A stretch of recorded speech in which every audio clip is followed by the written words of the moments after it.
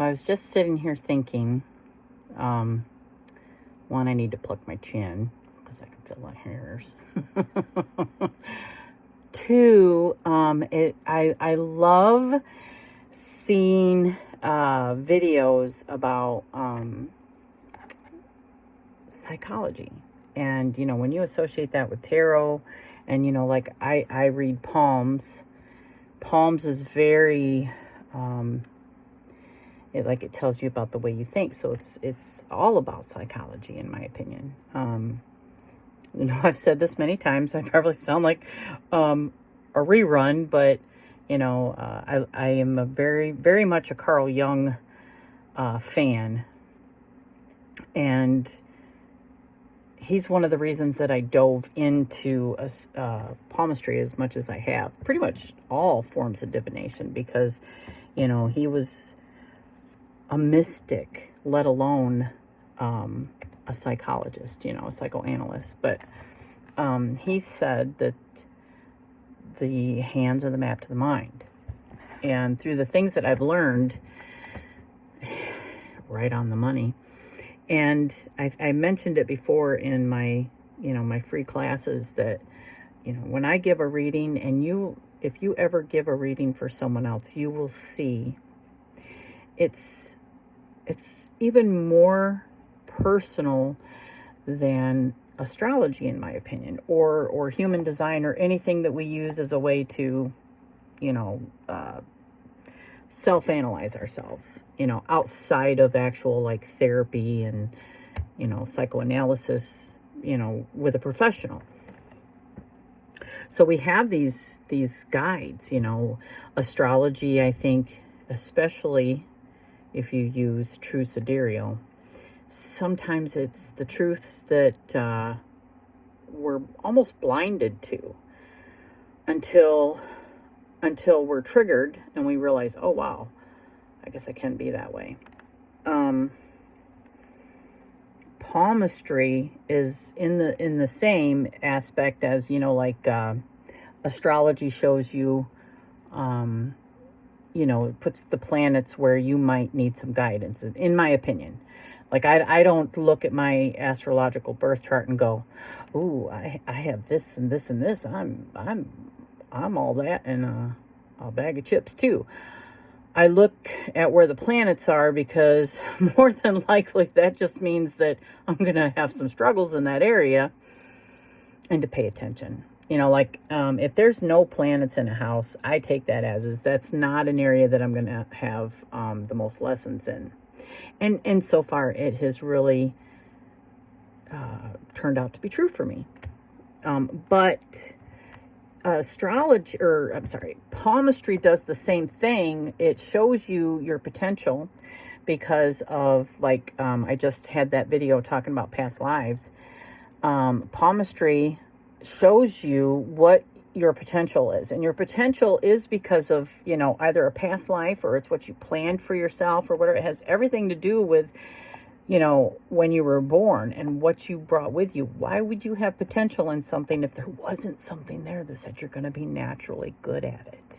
It's because you hold memory of that in your body. So that's why I said the left hand is crucial, or the key to look at when you are trying to find something out about your past life. The left side of your body represents the past, and it has just rung true. So the right hand shows the now.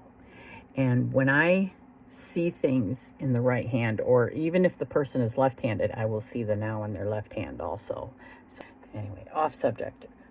The point is when you look at the now, as, and I see that in my right hand, the mind is literally reflecting where you are in your journey of life.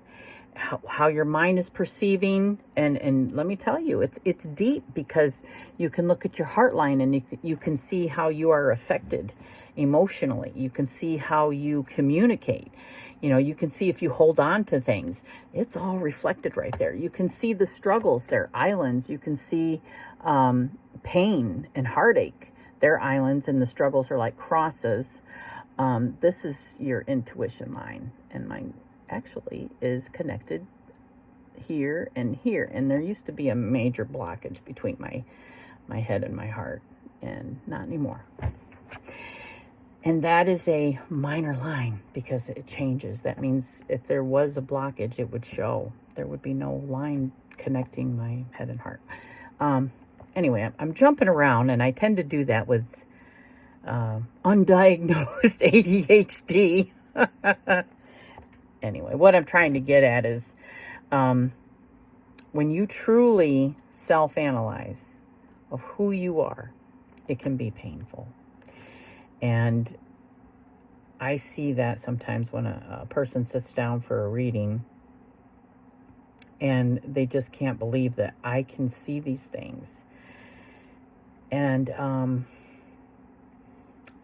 you can tell if somebody feels like they've been mistreated. You can see it in their hands. And it is a major struggle. And it's so hard because I'm an emphatic. I take your pain on. I don't want to.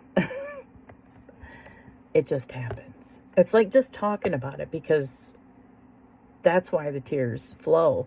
Or if somebody is struggling mentally, I can see that in their hand, and I can see it in the now. And if someone is, afraid to speak up, I can see that.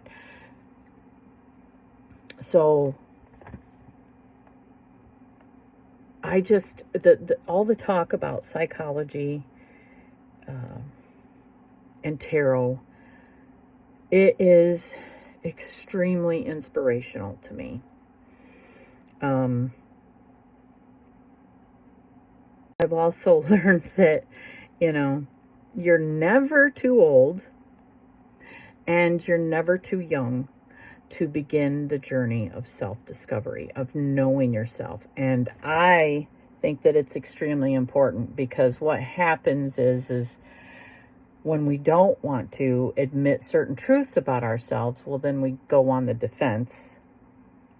And if, say someone that is not as self-aware hurts someone's feelings who is self-aware, what happens is, and I think Angie and her friend Rain,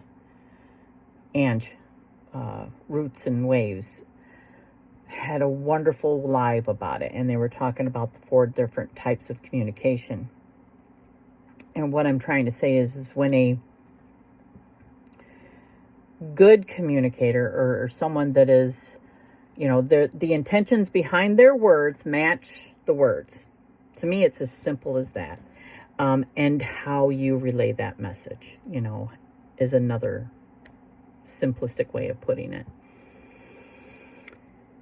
When you are a good communicator, or somebody that is authentic or assertive because you're trying hard to be, doesn't mean you're always going to be, but you're trying hard to be, and you are communicating to somebody that is not a good communicator, that's where the struggle is. You can be a good communicator, you can be assertive, but when you are communicating to somebody that is not, that is hard. And so anything that we can do to help each other, that me, myself, and I live on a limited budget, and my other half does just fine. You know what I'm saying? And I know there's some lessons there, but it's not about creating my abundance by having more money. It's just, well, let me tell you this. Once I stopped focusing on whether I was doing something wrong or right in that area, like, why am I not manifesting this mansion? Or why am I not manifesting all these tarot decks? Dang it. When I stopped focusing on that as part of, maybe there's some type of block in my manifesting skills, then all of a sudden the money started coming in again. And I'm not preaching. I'm not preaching. I'm not telling you guys anything. I'm just saying it's stuff like that. We just don't know. We don't know what another person's lessons are. We don't know what they planned for themselves. We just don't know. So, we can think things for ourselves. And I did that video a while back about the 4 agreements, but never assume, never assume. You happen. Nothing happens to you. Just like I happen, but nothing happens to me. I am going through the world just affecting everybody. But in that same respect, so are you. So, and so I'm just mindful. So I watch my videos and they don't see the light of day. And sometimes I'll remake them and I'm like, yeah, I'm just, nope.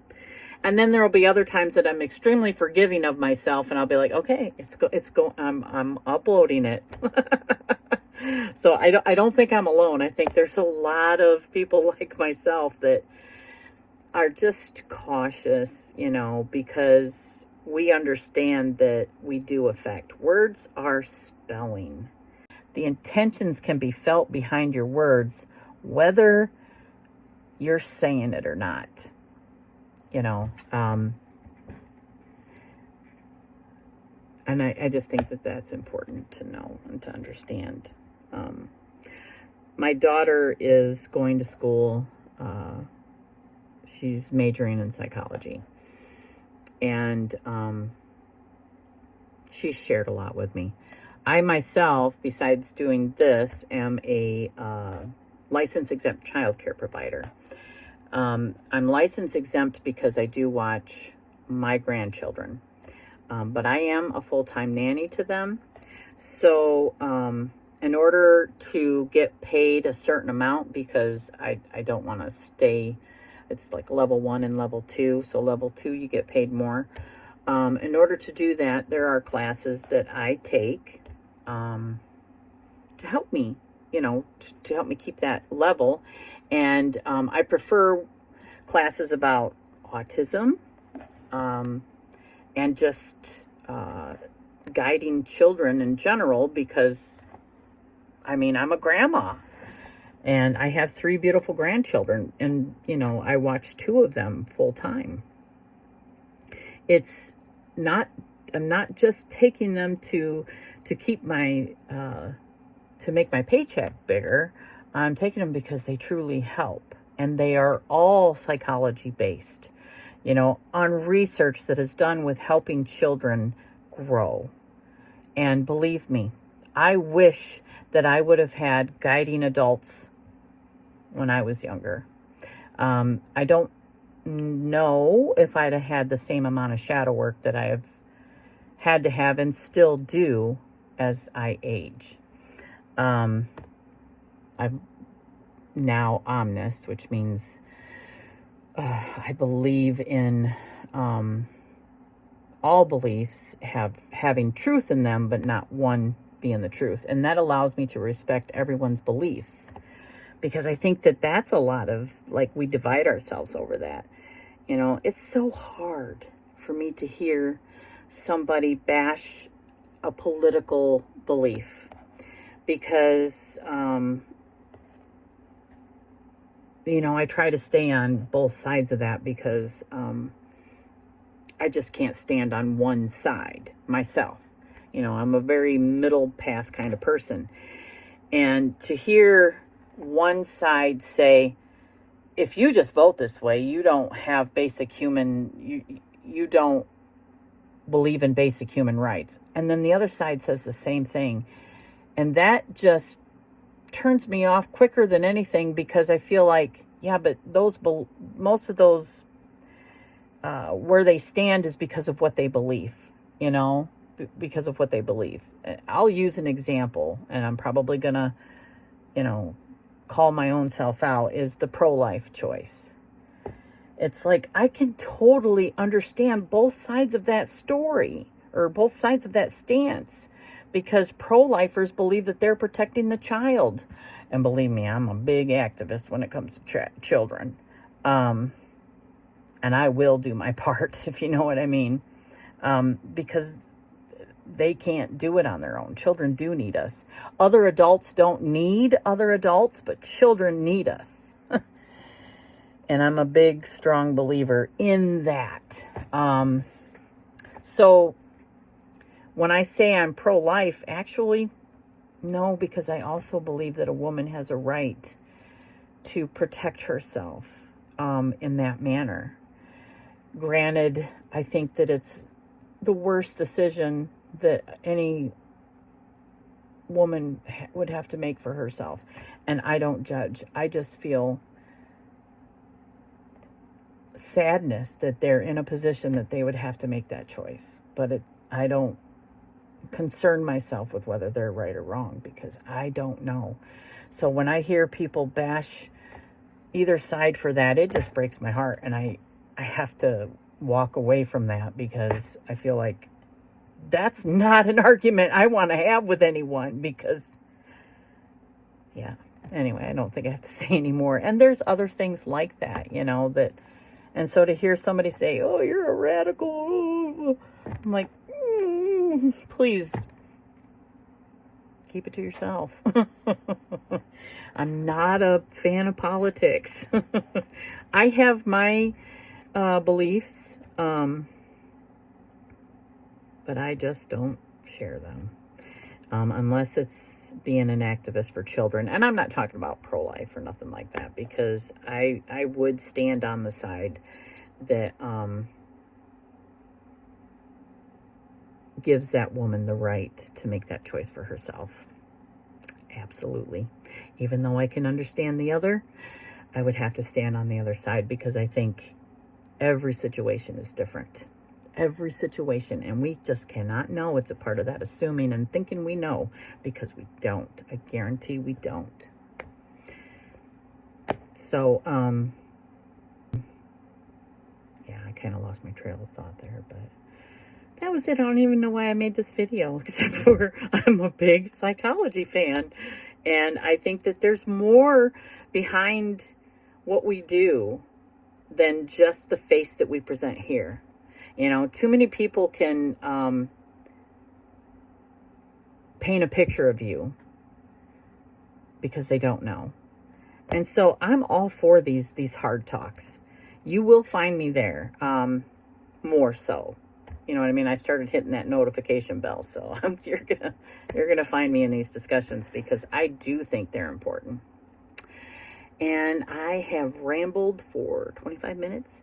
I love you guys, and I thank you so much if you made it through this. And I'll see you in the next one.